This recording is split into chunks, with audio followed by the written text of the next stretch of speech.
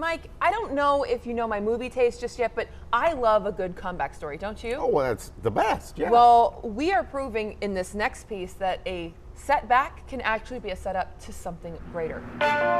So this will be a living space for three young people. Young men living on the street, just trying to find their way. It's so exciting when you see the manifestation of something that God has given you a long time ago. And yes, does it need work? Yes. But we see the potential. On the campus of New Covenant Church of Philadelphia, it will be a place where they can live, learn, and just rest, while also being spiritually fed. Jesus just doesn't save, he keeps you. And after all these years, that's exactly what Hans Nelson says God did for him. He's kept me. Now, I'm not telling you I'm without issues. You know, it's not been an easy walk all the time, but I'm still here, I'm still standing by the grace of God.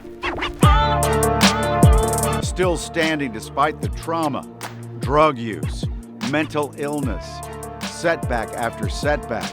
What drew me to hip hop was the creativity of it, the false concept of unity. An association that on one hand put the Mount Airy native, who performed under the stage name Han Soul, on Billboard's top 10 chart. Imagine exactly how good it could be.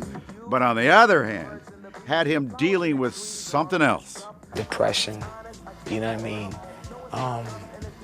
A negative attitude, a dislike for authority, you know, because that's what hip hop preaches, secular hip hop. Traits he says he sees in a lot of today's young people. Evil communication corrupts good manners or corrupts good morals. I got involved with the drugs, I got involved with the women, and I was feeding the wrong part of my being. Some of the characteristics that Hans talks about in a new film about his life. It's been about 7 years since my last confession. I don't know where to begin. It's like I made a mess of my whole life. We're trying to train them so that they can see that you can use your gifts for Jesus. You can use your gifts to build people up. Rather than tear them down, it's a strategy Hans' church family believes can help change what we are seeing far too often on the streets of Philadelphia and beyond. And this particular movie that Hans has made majors in the positive. It shows what is possible when one has a vision, when one has the encouragement and the capacity to go forward with that vision. And perhaps see something other than death, which has sadly become the norm in our society.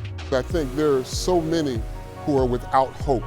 The problems that we have are not the guns, it's not the substance and the things that are abused.